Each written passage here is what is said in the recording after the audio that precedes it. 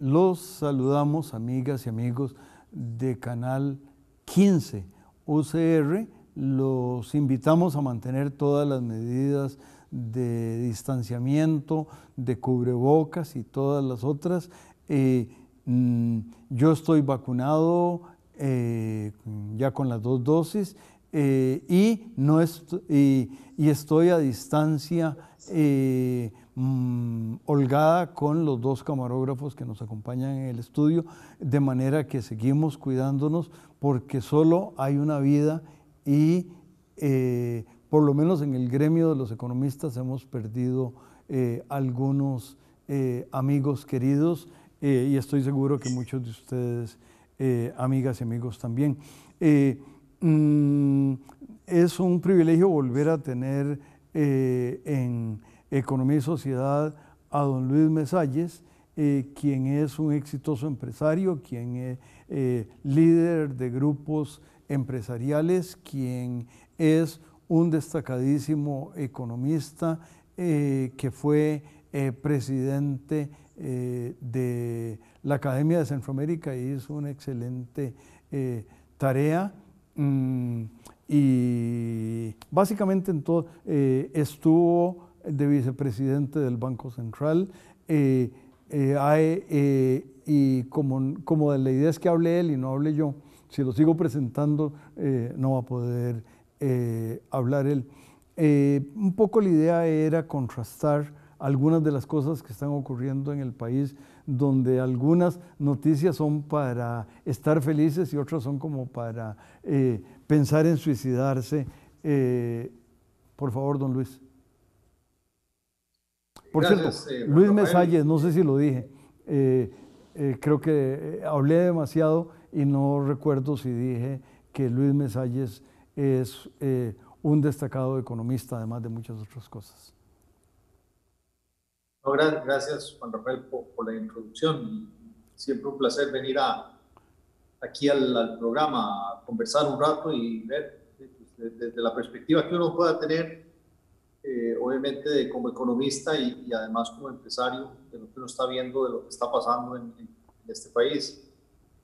Y sí, el otro día escribí en mi columna, Letras de Cambio, cómo uno podía estar muy feliz por el país, por la visita, por lo menos a mí me pareció muy positiva la visita del señor Blinken, el secretario de Estado de Estados Unidos, que si bien que uno entiende que él viene con su agenda muy clara y viene a perseguir sus objetivos para beneficiar a Estados Unidos, el que se estuviera fijando en Costa Rica, en Centroamérica por un lado y en Costa Rica particularmente, me pareció una buena noticia.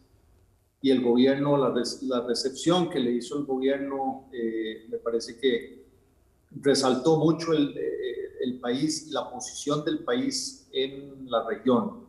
Cómo nos hemos ido posicionando como el país más, digamos, económicamente más avanzado, institucionalmente más avanzado, con la democracia más madura.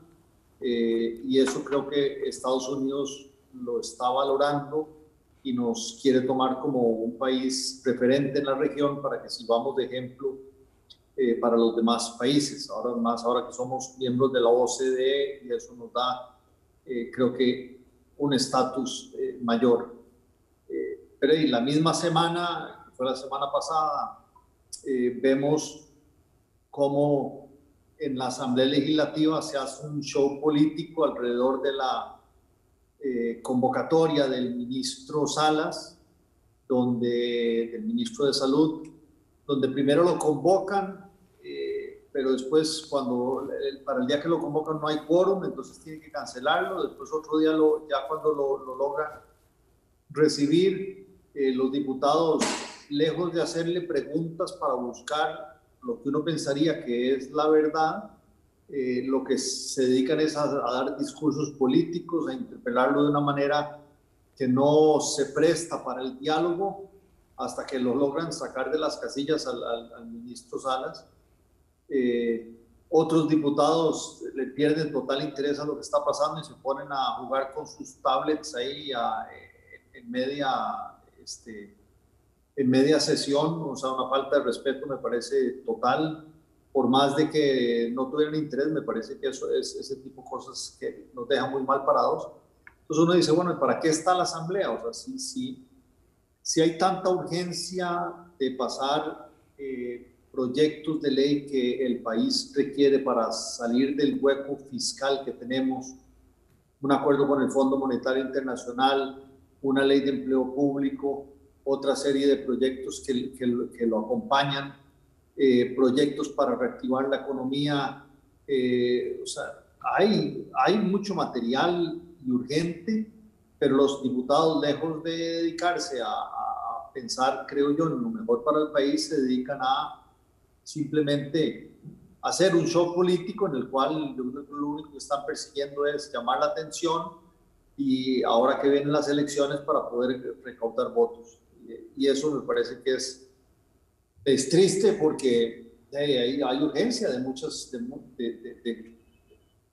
cosas en este país y que los diputados no estén ayudando en ese sentido me parece fatal. Y ahí que titulé mi columna de lo sublime a lo ridículo en una semana. O sea, en muy poco tiempo estamos de repente muy bien y de la noche a la mañana en algo que no le da esperanza a uno, como que la situación vaya a mejorar en este país. Efectivamente, como nuestro maestro, don Eduardo Lizano, le gusta acuñar frases conocidas, en el país del nadadito de perro, pues efectivamente retomó usted el título de una publicación de la Academia, que si mi memoria no me engaña, fue publicada en la época en que usted la presidía, de lo risible a lo sublime, de lo sublime a lo risible. Y sí, uno reconoce que en este país pueden ocurrir cosas maravillosas y cosas para ponerse a llorar. Y esa dicotomía lo veo, ¿no?, en general, en prácticamente toda la economía. Si uno ve la recuperación que ha tenido el país luego de la pandemia, tenemos por un lado lo que es los regímenes especiales, básicamente las empresas de zona franca, dedicadas mucho a lo que es alta tecnología y dispositivos médicos, que son dos sectores ganadores durante la pandemia. La recuperación ha sido increíble, está creciendo, esos sectores están creciendo más que antes de la pandemia. Se han aprovechado de lo que se da ahora, el fenómeno que se llama ahora el nearshoring. Muchas empresas están queriendo venir al país porque aquí encuentran condiciones muy favorables para poder establecer sus operaciones. Don Luis, sí. Hablemos del nearshoring en el siguiente segmento, porque además es el término que se usa, pero no todos lo conocen. Entonces retomémoslo en el siguiente segmento, por favor. Regresamos. De acuerdo.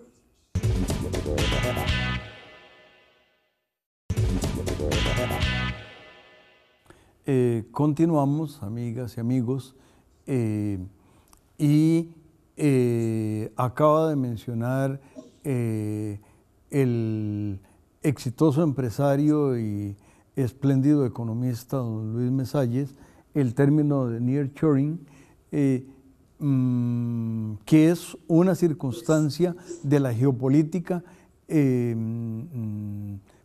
está muy bien que esté en inglés porque es en el contexto en el que se da, y de alguna manera muestra que el padre Solano y tal vez no voy a explicar hoy por qué mencioné al padre Solano, tenía razón. Por favor. Sí, no, a ver, nearshoring, y no he encontrado una mejor palabra en español para poderlo traducir, pero básicamente es el fenómeno que se ha dado donde a ver, el desarrollo de las cadenas de valor a nivel internacional, donde las empresas transnacionales empezaron a hacer ya varios años con la globalización, a producir diferentes partes de un producto final en diferentes partes y regiones del mundo donde fuera más eficientes, fueron haciendo el proceso de producción muy disperso en todas partes del mundo.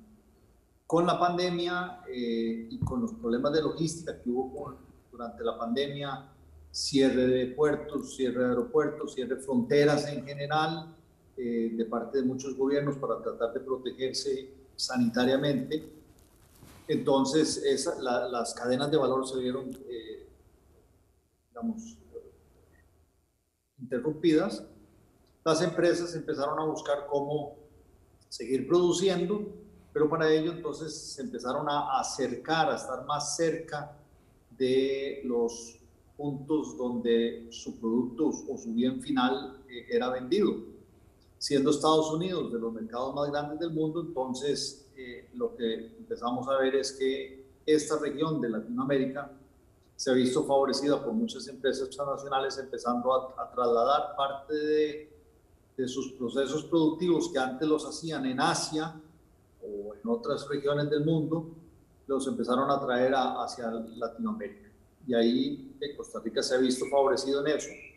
Entonces, qué sé yo, alguna empresa de dispositivos médicos que antes hacía una parte en Taiwán, otra en Corea, después traía otras partes las hacía en Costa Rica, lo armaba todo acá y se vendía en Estados Unidos, pues ahora algunas de esas partes que estaban siendo hechas en Asia, ahora las está haciendo acá. Y Costa Rica se ha visto favorecido en eso, y de ahí es donde yo decía que el aumento en inversión extranjera directa y el aumento en las exportaciones de empresas en zona franca ha ayudado muchísimo a la recuperación de la actividad económica en el país, y que eso contrasta con otros sectores en los cuales todavía la recuperación no se ve. Comercio es uno de ellos, donde sí hay alguna recuperación, pero va muy lento. Turismo, donde el sector turístico se ha visto muy afectado. La visitación de turistas hoy en día está todavía como una cuarta parte de lo que era antes de la pandemia, y pareciera que va a durar como por lo menos unos 2 o 3 años en tener una recuperación a niveles del 2019, o sea, ni siquiera a niveles de lo que hubiera estado si no hubiera pasado la pandemia. Y esa dualidad que existe en la economía costarricense con sectores muy dinámicos y que siguen creciendo muy fuerte contra otros sectores que se han quedado rezagados, creo que es esa misma dualidad que veíamos al principio entre de repente algunos sectores del gobierno uno los ve actuando muy bien y hay otros sectores del Estado que no están actuando bien y no están ayudando. Yo, por ejemplo, en la parte macro, el manejo macroeconómico del gobierno, me parece que este gobierno está haciendo un buen trabajo. El Ministerio de Hacienda se ha apretado la faja, está siendo austero en la parte de gasto, ha logrado controlar el crecimiento del gasto, y ha mejorado la recaudación de impuestos, ayudado por las leyes que se han pasado, pero además por también una mejor acción, me parece, del gobierno. Entonces la parte macro del gobierno la ve bien, pero después de repente hay algunos sectores, algunas instituciones en detalle que uno los ve actuando no tan bien. Particularmente ahora la Cámara de Agricultores, que es donde yo me desarrollo, hemos visto como el CNP, en su afán de tratar de incentivar a microproductores, lo que ha causado es un desorden total en el mercado de huevos, donde lo que ha creado es una sobreoferta enorme y el precio del producto se ha desplomado, y los únicos que están ganando en ese negocio, el CNP, son intermediarios, ni siquiera son los productores a los que el CNP quiere quiere ayudar. Entonces uno dice, bueno, ¿qué tipo de política es esto? O sea, es totalmente como no está bien pensada.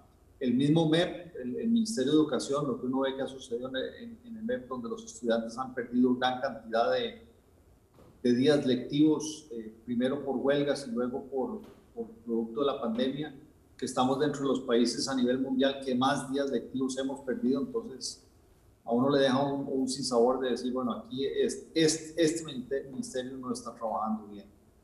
Y de ahí es donde caemos de repente de lo sublime a lo ridículo en pocos días al analizar diferentes instituciones del Estado. E incluso, si me permite, don Luis, hay como una especie de lo que se ha llamado en recuperación la K, porque las dos partes, la sublime y la ridícula, moviéndose en la misma dirección, y digamos en el caso de educación, recuerdo que otro Luis, que fue vicepresidente de la República, alguna vez estaba aquí hablando de lo que estaba ocurriendo con sus nietos y alguna vez vio a uno de sus nietos haciendo ejercicio en la sala y le dijo, ¿pero qué estás haciendo? Es que estoy interactuando, el profesor de educación física está interactuando y por las razones que fueron, pues otra vez están las escuelas y las secundarias públicas cerradas. Entonces, qué tragedia. Sí, sí, no, la pérdida de avance en educación de los estudiantes de las escuelas públicas me parece que es enorme y se está ensanchando la brecha que ya existía. Y lo que dice usted acá, mientras unos van subiendo, los otros se van desplomando. Esas diferencias me parece que o sea, que ya existían, que no son sanas, que se estén ampliando todavía peor. Y en circunstancias en las cuales, si uno piensa que los sectores que más dinamismo están aportando son los ligados con el comercio exterior, son los ligados con alta tecnología, con dispositivos médicos, que son sectores que requieren de un mayor nivel de educación, entonces estamos condenando casi que a una generación de niños a que no puedan tener acceso a esas oportunidades que se están creando. Regresamos, don Luis, para el tercero y último segmento en un minuto o algo así. Regresamos.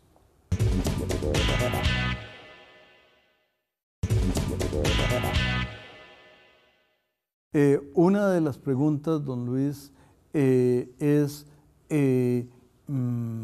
al final del camino, y el camino es el periodo de la pandemia, no importa cuándo sea y no importa cómo salgamos o estamos saliendo, la idea es lo que se aprendió. Hay países, estoy seguro, como Corea, Japón, etcétera, Singapur sin duda, que aprenderán muchas de estas cosas y las volverán competitividad hacia todas las cosas de excelencia que hacen. Hablamos un poquito con algún escepticismo del ámbito público en Costa Rica. ¿Cómo percibe usted, don Luis, que las empresas van aprendiendo y aplicarán este proceso? Sí, a ver, definitivamente hay cambios importantes producto de la pandemia y de las consecuencias de la pandemia que nos han obligado a todos a reinventarnos de alguna manera u otra, ¿verdad? Recuerdo cuando para estas entrevistas yo viajaba ahí a la universidad con usted y ahí lo compartimos. Ahora no, ahora es a través de este aparato y lo hacemos diferente. En las empresas igual, mucha gente está haciendo teletrabajo La presencia física siempre es importante, más en algunas labores que en otras.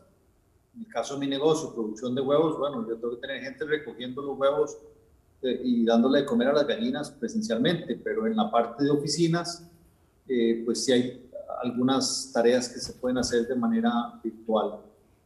Los espacios físicos están cambiando, ya no se necesita tanto espacio de oficina y los espacios de oficina que se necesitan se están diseñando diferente, de manera que sean más globales, como más compartidos, más amplios, ojalá espacios más verdes, ¿verdad? Más abiertos. Entonces, todos esos cambios generan otros cambios a su vez. En el mercado inmobiliario me parece que va a tener un cambio fuertísimo en los próximos años, donde probablemente haya demanda por espacios nuevos bajo esas características diferentes que se van a requerir, con muchos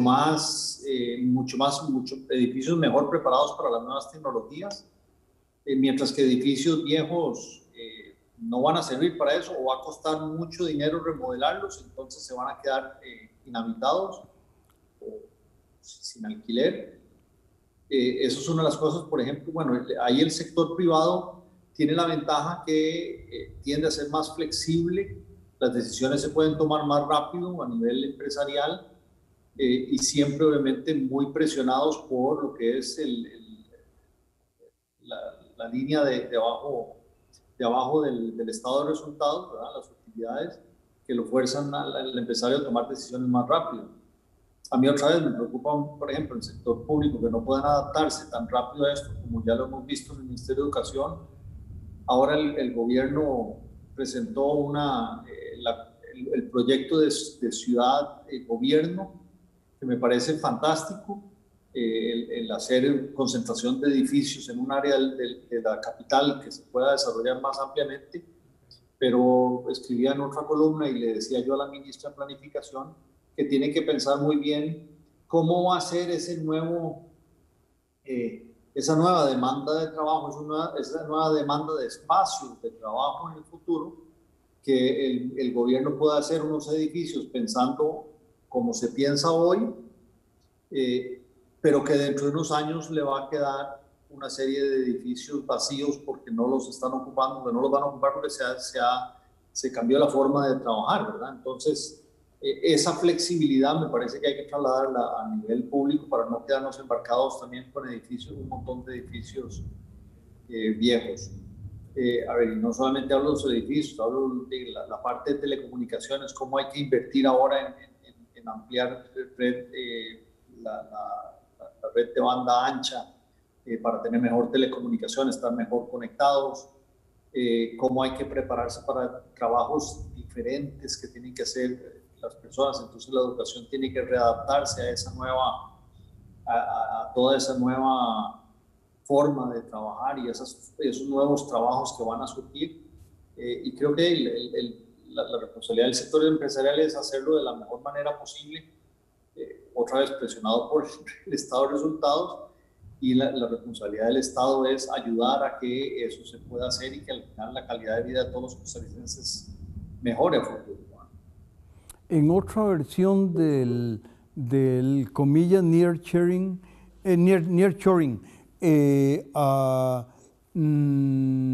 mientras el G7 se reunía en Inglaterra, el presidente del gobierno español decidió cruzar la mar Océana y visitar. Me da la impresión de que hay oportunidades de, aunque la mar Océana se mantiene la distancia, es otra forma de nearshoring o playas cercanas. ¿Cree usted que hay algunas posibilidades o que el país se va a quedar meditando, deshojando una margarita? A ver, estuve en la visita del presidente Pedro Sánchez al país, estuve en un encuentro empresarial que llamaron, y lo que me llamó mucho la atención es que el país, o sea, Costa Rica, le ofrece a España una gran cantidad de oportunidades para que empresas españolas puedan venir, cruzar el charco, el mar Océano que dice usted, y vengan acá a invertir, y oportunidades hay, sobre todo en ¿cómo se llama? Obra pública o obra concesionada, participación público-privada. Hay muchas oportunidades para empresas españolas que vengan. Pero cuando uno habla de aquí para allá, empresas costarricenses yendo para allá, tal vez no a invertir allá, sino a exportar, es poco de lo que se habló. O sea, y yo sí creo que hay enormes oportunidades. Ese nearshoring ahí tal vez no es un acercamiento físico, pero sí es un acercamiento cultural. O sea, es mucho más fácil para un tico lidiar con un español y hacer negocios que no hacerlo con un chino, donde la cultura es muy diferente, la forma de trabajar y de hacer negocios es muy diferente, y el idioma es muy diferente. Y cuando el idioma es tan diferente, cuesta interpretar ahí cuestiones culturales que al final hacen que los negocios sean más difíciles de ejecutar. Por eso a mí me parece que sí, que con España hay oportunidades de hacer ese nearshoring, o no, ya no sería nearshoring, no sé cómo sería, culture, o habría que buscarle otra traducción, pero la parte cultural me parece que fue un aspecto importante, y sí hay muchas oportunidades de más negocios con España. España está mostrando interés, creo que Costa Rica también lo podría aprovechar. Don Luis, pues vamos a hacer un farshoring en el sentido de que tenemos que despedirnos. Yo agradecerle a usted la presencia a distancia, y esperamos que poder tener por esta vía o la que sea de nuevo sus opiniones en el programa. Muchas gracias, cuídense mucho, y a las amigas y amigos los invitamos a que se queden con los excelentes programas de Canal 15 UCR. Gracias.